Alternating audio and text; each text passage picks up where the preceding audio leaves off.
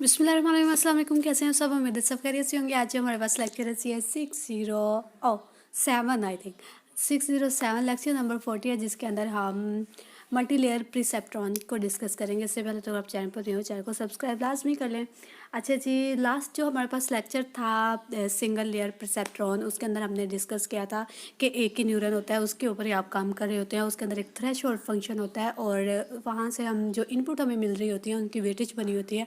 Then threshold में जाता है, फिर वो हमें जो है आउटपुट जनरेट करता है और सिंगल न्यूरन पे वो काम कर रहा होता है। ठीक है, वो सिंगल न्यूरन सिंगल आप प्रिसेप्ट्रॉन कह सकते हैं उसको। ठीक है, मतलब सिंगल लेयर प्रिसेप्ट्रॉन भी है वो। लेकिन अब जो हमने यूज़ किया करना है वो मल्टी लेयर प्रिसेप्ट्रॉन है। अब देखें, जो मल्टी लेयर होते हैं उसमें आपके पास से ज़्यादा दो से ज़्यादा न्यूरन जो है वो यूज़ किए जाते हैं। तो इसके अंदर क्या होता है, हमारे पास इसके अंदर 3 लेयर्स होती हैं। ठीक है, इसमें इनपुट लेयर होती है, हिडन लेयर होती है और आउटपुट लेयर होती है। वो क्या होती हैं उनको हम बाद में डिस्कस करते हैं। पहले तो मैं आपको बताना चाह रही हूँ कि ये कैसे जो है वो यूज़ किया जाता है। हमने लास्ट टाइम एक एग्जाम्पल जो है वो थोड़ी सी डिस्कस की थी। मैं आपको उसका जो है मेन कंसेप्ट आपसे बताना चाह रही हूँ। एक्सोर गेट था हमारे पास ये वाला। तो इसके अंदर हमने क्या किया था, दो हमारे पास डिफरेंट इनपुट्स हमने दी थी और दोनों दो इनपुट्स जो थी हमारे पास, उनका आउटपुट जो है दो इनका सेम आ रहा था। तो हमने उस बेस पे जो है उनकी क्लासिफिकेशन की, उनकी क्लासेस बनाई। बनाने के बाद अब देखें उनको अगर आप एक सेपरेट करें लाइन के साथ, तो कुछ इस तरह से, ये देखिए इस तरह हम उनको अलग अलग कर सकते थे। अब देखें यहाँ पे जो कॉन्सेप्ट यूज़ किया गया है वो मल्टी लेयर प्रिसेप्ट्रॉन का कॉन्सेप्ट यूज़ किया गया, क्योंकि ये देखें गेट हमारे पास एक था, हमने उसके अंदर से डिफरेंट क्लासेस को क्लासीफाई किया, डिफरेंट क्लासेस को हमने सेपरेट किया। तो अब देखिए हमें दो जो है वो स्ट्रेट लाइन लगानी पड़ी, दो यूज़ करनी पड़ी। इसलिए हमने एक ही गेट के अंदर, एक ही वैल्यू के अंदर जो है हमारे पास कह सकते हैं बुलियन वैल्यू के, बूलियन नहीं है तो लॉजिक वैल्यू है। तो इसके अंदर क्या किया, हमने एक ही लॉजिक वैल्यू पे दो तरह से उसको क्लासीफाई किया, उसकी दो क्लासेस हमने बनाई। इसी तरह ये जो हमारे पास है मल्टी लेयर रिसेप्ट्रॉन है। आपको जो है इसका उम्मीद है कंफर्म हो गया होगा। तो यही वो बात कर रहे हैं कि जहाँ पे हमें जो मल्टी स्ट्रेट लाइन यूज़ करनी पड़े, तो वहाँ हम इसको मल्टी लेयर रिसेप्ट्रॉन को यूज़ करते हैं। ठीक है, मतलब सिंगल स्ट्रेट लाइन से वहाँ पे काम नहीं चल रहा हो, जैसे लास्ट टाइम हमारे पास थे। वहाँ पे हमने जो है सिंगल स्ट्रेट लाइन से जो है काम चला दिया था, लेकिन यहाँ पे जो है वो डिफरेंट है। अच्छा, अब बात यह है कि इसके अंदर एक या एक से ज़्यादा हिडन लेयर हो सकती हैं, कि जितना मतलब उसकी ज़रूरत होती है उस हिसाब से। और हिडन लेयर का काम क्या होता है, ये आपके जो फीचर्स होते हैं उनको क्लासीफाई करते हैं। जितने फीचर्स हमने यूज़ किए होते हैं ना, मतलब न्यूरन के एक्टिवेशन करना या उस तरह, हर न्यूरन, और आपको मैं बता दूं जितने न्यूरन्स हम इसके अंदर यूज़ करेंगे वो अपनी एक्टिवेशन करेंगे। ठीक है, तो इसमें है कि थ्रेशोल्ड फंक्शन जो है वो कम से कम जो है बिल्कुल नहीं यूज़ हो रहा।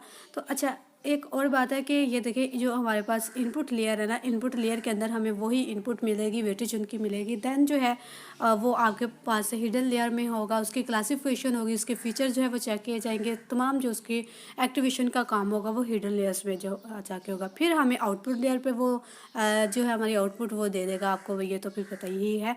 और एक बात तो ये है कि ये आपके पास जो मल्टीपल लेयर सेप्ट्रॉन है, ये आपके पास आर्टिफिशियल न्यूरल नेटवर्क है। ठीक है, आर्टिफिशियल न्यूरल नेटवर्क क्यों है, मैं आपको यहाँ पे स्लाइड सा बता देती हूँ।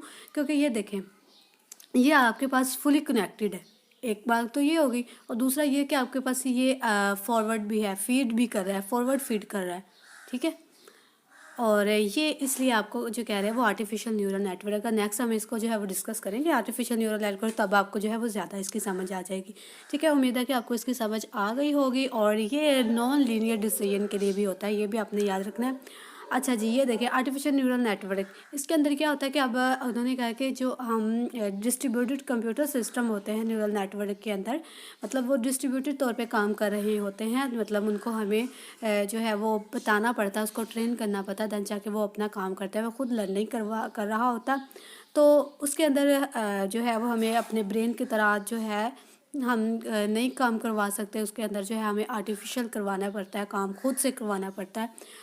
तो अच्छा यहाँ पे उन्होंने कहा है कि रिसेंबर कुछ हैं ब्रेन के दो, तो वो आप यहाँ पे रीड कर लें, मुश्किल नहीं है। उन्होंने कहा कि नॉलेज वही बात कर रहा है कि हमें उसको ट्रेनिंग देनी पड़ती है, वो खुद से जो है वो नॉलेज नहीं ले सकता। और दूसरी बात ये है कि जो हमारे पास इंटर न्यूरन होते हैं, वो कनेक्शन होते हैं स्ट्रेट उनके दरम्यान में, बिल्कुल जो इंटरकनेक्टेड हम कह सकते हैं ना, कि मैंने लास्ट टाइम भी आपको बताया था कि न्यूरन जो होते हैं वो एक दूसरे के साथ इंटरकनेक्टेड होते हैं, जिसको हम स्पेसिफिक वेट कहते हैं उसके, ठीक है, जो हमारे पास नॉलेज स्टोर करने के लिए यूज़ होता है। ये लास्ट टाइम मैंने बहुत अच्छे से आपके साथ डिस्कस किया था, आपको बताया था।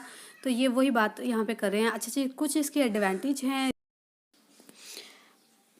पैटर्न रिकग्नाइजेशन, इसमें क्या होता है कि डिफरेंट, ये आप जैसे देखते हैं फेस को रिकग्नाइज कर सकता है, उसके बाद आपके पैटर्न फिंगरप्रिंट को रिकग्नाइज कर सकता है, ये उसके अंदर जो है वो बेस्ट है। उसके बाद हमारे पास है क्लासिफिकेशन अच्छे से कर सकता है, मतलब क्लासेस को उसके बना सकता है, डाटा को डिफरेंट क्लासेस में है वो क्लासीफाई करता है, ये उसके लिए भी एक्सलेंट है। उसके बाद हमारे पास जो नॉइसी डाटा होता है, मतलब जिसके अंदर काफ़ी ज़्यादा डिफरेंट होता है अपने एक्चुअल चीज़ से। अब जैसे देखिए, हम बोल के अगर कोई आप वर्ड लिखना चाह रहे हो, राइट करना चाह रहे हो, तो वो जो उसके पीछे लॉजिक होगी वो उस वर्ड को जो है वो सर्च करेगी, देख के उसके मुताबिक कुछ ना कुछ जो है उसके साथ मैच करता हुआ वो लेके आएगी आपके सामने। वो सेम मैच नहीं कर रहा होगा, लेकिन कुछ ना कुछ मैच करता होगा, वो उसको अंडरस्टैंड करने की कोशिश करेगी कि ये क्या लिखा हुआ है। तो फिर वो आपके पास उसका जो साथ जो कुछ मैच कर रहा होगा हिस्सा वो लेके आएगी। तो ये हमारे पास उस के लिए उसको अच्छे से हैंडल कर सकता है, ठीक है। और दूसरी सी बात है कि जनरलाइजेशन अच्छे से कर सकता है, चीज़ों को जनरलाइज कर सकता है, ठीक है। नेक्स्ट है हमारे पास नेक्स्ट है हमारे पास ड्रॉबैक। ड्रॉबैक में क्या होता है कि ये इनकी जो डिपेंडेंस होती है वो पैरेलल आर्किटेक्चर पे होता है, कि ये पैरेलल आर्किटेक्चर पे ही लाई कर रहे होते हैं। मतलब कि कुछ जो मशीन्स होते हैं उनके अंदर सीरियल जो है वो काम कर रहा होता है, लेकिन ये जो है वो पैरेलल ही काम करते हैं। मतलब आपको जैसे आपने लास्ट टाइम में बताया था कि न्यूरन होते हैं वो एक पैरेलल ही काम कर रहे होते हैं, पैरेलल डिस्ट्रीब्यूटेड होती है इनकी। और अच्छा जी, और इसके बाद आपके पास है एक दूसरा ड्रॉबैक, वो उसमें वो कह रहे हैं कि रूल जो है वो उनकी डिफाइन जो रूल डिफाइन किए जाते हैं उनकी कमी होती है। वो इस तरह के अब सारी जो प्रॉब्लम होती हैं स्पेसिफिक प्रॉब्लम के लिए वो न्यूरल नेटवर्क के अंदर जो है वो रूल डिफाइन नहीं किया होता। उनको मतलब हर जो स्पेसिफिक प्रॉब्लम है उसको लिए जो है रूल डिफाइन करना पड़ता है, इसलिए जो है वो पहले से जो है हमारे पास डिफाइन नहीं हुआ था, तो हमें थोड़ा सा ये जो है कमी महसूस होती है। तो ये कुछ उन्होंने जो है वो बताई हुए हैं वेरिएबल, जो आप इसको देख लीजिएगा। इन वेरिएबल में जो है वो हमारे पास जो ये प्रॉब्लम आती है, और इम्प्लिसिट होती है नॉलेज, उसके बाद डिपेंडेंसी होती है डाटा के ऊपर। तो ये जो आप जो है एक दफ़ा इसको देख लीजिएगा, शॉर्ट क्वेश्चन में जो है वो आ सकते हैं। अच्छा जी, बेसिक टर्मिनोलॉजी क्या होता है? बेसिक टर्मिनोलॉजी होता है कि आपके पास एक नंबर ऑफ़ लेयर्स होती हैं, जैसे कि ये देखिए, आप देख सकते हैं ये जो आपके पास है सिंगल लेयर नेटवर्क, और ये आपके पास मल्टी लेयर नेटवर्क है। ये जो सेम हमने जो लास्ट टाइम एग्जांपल देखी है, ये देख सकते हैं आप, वही चीज़ है, ठीक है। इसलिए मैंने वहाँ पे आपको कहा था कि ये मल्टी लेयर है और ये फुली कनेक्टेड भी है। और नेक्स्ट हम देखेंगे सिंगल लेयर में क्या होता है कि ओनली वन इनपुट लेयर होती है ये वाली, और वन आउटपुट लेयर होती है। लेकिन मल्टी लेयर नेटवर्क में क्या होता है कि ये देखिए, ये आपके पास इनपुट लेयर होगी, ये हिडन लेयर होगी, और ये आउटपुट लेयर होगी, ठीक है। और ये आपके पास है डायरेक्शन ऑफ इंफॉर्मेशन सिग्नल। इसमें क्या होता है कि ये आपको बता रही होगा किस तरफ जो आपका फ्लो जा रहा है, इंफॉर्मेशन सिग्नल बता रही होती है कि किस तरफ फ्लो हो रहा है, ठीक है। तो ये देखिए, अब इनपुट ये आप सकते हैं फीड कर रही है, ये फॉरवर्ड फीड कर रही है, ठीक है। ये देखिए, क्योंकि बैक फीड कोई भी नहीं कर रहा है इनमें से, ये सारे जो है वो फॉरवर्ड फीड कर रहे हैं। और ये आपके पास रिकरेंट नेटवर्क है, इसमें के अंदर क्या होता है कि ये आपको बैक फीड भी करवा रहे होते हैं। ये देखें, ये फॉरवर्ड जा रहे थे, और यहाँ से यहाँ जो बैक लाइन लगी हुई है, ये बैक फीड भी कर रहे हैं, ठीक है। इसमें ये डिफरेंस है। ये आपके पास फुली कनेक्टेड और पार्शियल कनेक्टेड, वही बात किया कि ये देखें, फुली कनेक्टेड जो हर अपने न्यूरन के साथ जो है वो उसकी इनपुट जो है वो कनेक्टेड हुई है। लेकिन यहाँ पे क्या हुआ है, ये पार्शियल कनेक्टेड है। ये देखें, कुछ जो इसके साथ है वो एक दूसरे के साथ जो है वो कनेक्ट नहीं हुए। अच्छा जी, आगे हमारे पास है सुपरवाइज लर्निंग। ये दो हमारे पास लर्निंग मेथडोलॉजी होती है, एक सुपरवाइज होती है और अनसुपरवाइज लर्निंग होती है।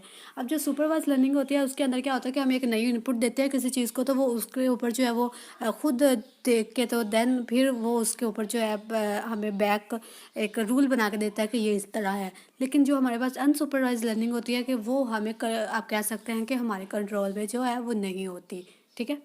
तो ये हम नेक्स्ट जब डिस्कस करेंगे वहाँ पे आपका इसका कॉन्सेप्ट जो है बिल्कुल क्लियर हो जाएगा। यहाँ पे आपने देखना है कि ये जो हमारे पास सुपरवाइज लर्निंग होती है वो कंट्रोल की जाती है, लेकिन जो अनसुपरवाइज लर्निंग होती है वो कंट्रोल नहीं की जाती। कंट्रोल इस तरह की जाती है कि हमें पता होता है कि कौन सी आउटपुट इनपुट हमने देंगे तो कौन सी आउटपुट जो है हमें मिलेगी। लेकिन जो अनसुपरवाइज होती है कि उसमें होता है कि हमें ये नहीं पता होता कि हम इनपुट तो हम दे रहे होते हैं लेकिन ये नहीं पता होता कि इसकी आउटपुट क्या आएगी। ठीक है, ये इन दोनों में डिफरेंस है, आपने ये देख लेना है। और नेक्स्ट जो है हमारे पास डिज़ाइन फेस। अच्छा, कुछ इसको क्या कहते हैं, आर्टिफिशियल न्यूरल नेटवर्क की जो फेसेस यूज़ हो रही हैं उसके अंदर, उसको बनाने के लिए वो कुछ फेसेस ये हैं, ये आप देख ले।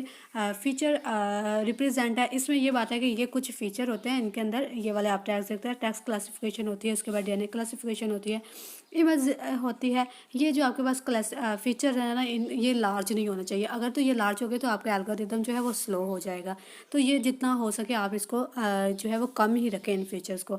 उसके बाद ट्रेनिंग आ जाती है, जो बहुत अच्छे से हमने बताया है। ये वही बात कर रहे हैं कि ट्रेनिंग किस तरह करवानी है, इधर सुपरवाइज करवानी है, अनसुपरवाइज करवानी है। तो ये आप एक दफ़ा देख लीजिएगा। हमने बहुत ही ज़्यादा जो ट्रेनिंग के बारे में डिस्कस किया है। ये ट्रेनिंग का जो है ग्राफ बना हुआ है कि यहाँ से क्या होगा कि वेटेज जो है होगी इनपुट सम करने के लिए, उसको वेटेज दी जाएगी इनपुट को। फिर उसकी एक्टिवेशन फंक्शन से गुजारा जाएगा, वही न्यूरल जो हर न्यूरन जो है वो करता है। फिर उसके बाद उसकी सिमिलरिटी चेक की जाएगी कि ये आपके ट्रेनिंग डाटा के साथ जो वो मैच कर रहा है कि नहीं कर रहा। दैन जो है उसकी वैलिडेशन उसकी वेटेज अपडेट की जाएगी, वे कि कितना वेट से दोबारा उसको अपडेट किया जाएगा ना, तो फिर जो है वो ही काम जो फिर से स्टार्ट हो जाएगा। तो ये इसका साइकिल जो है इस तरह चलता रहता है। सिमिलरिटी वेयर की जाती है, इस पे वही बात कर रहे हैं कि जो आपके न्यूरल नेट के अंदर ट्रेनिंग डाटा के साथ जो है सिमिलरिटी हो रही है उनको चेक किया जाता है। उसके बाद वैलिडेशन दी जाती है, जिसके अंदर हम डाटा को डिफरेंट सेट में डिवाइड करते हैं, दैन उसको ट्रेनिंग डाटा के लिए यूज़ करते हैं। ये जो है वैलिडेशन के, ये जो आपने डाटा दिया इसके साथ जो है वो ये वैलिड हो भी रहा है। ये सारे रिजल्ट जो होते हैं फ़िल्टर करके इनके अंदर रखे जाते हैं, ये वैलिडेशन होती है। दैन स्टॉपिंग क्राइटेरिया, ये अब आपने कोई टास्क दिया है तो उसको ये भी तो बताना है कि कहाँ तक जो है वो स्टॉप होगी। तो यहाँ पे इसके अंदर जो हम बताते हैं उसको टाइम बताते हैं कि इतना आपका मैक्सिमम टाइम है, इस टाइम के बाद आपने स्टॉप कर जाना है। ये सब कुछ है जो इस फेस में होता है। फिर एप्लीकेशन को टेस्ट किया जाता है। ठीक है, लास्ट फेज जो है हमारी टेस्टिंग फेस होती है। तो यहाँ तक है, आप इसको एक दफ़ा रीड करेंगे तो आपको समझ आ जाएगी। लेकिन मैंने जो आपको मेन बात थी, पॉइंट था, वो आपको बता दिया है। तो कल इंशाल्लाह लेक्चर नंबर 41 करेंगे, सुपरवाइज और अनसुपरवाइज। ठीक है, तो तब तक के लिए अल्लाह हाफिज़।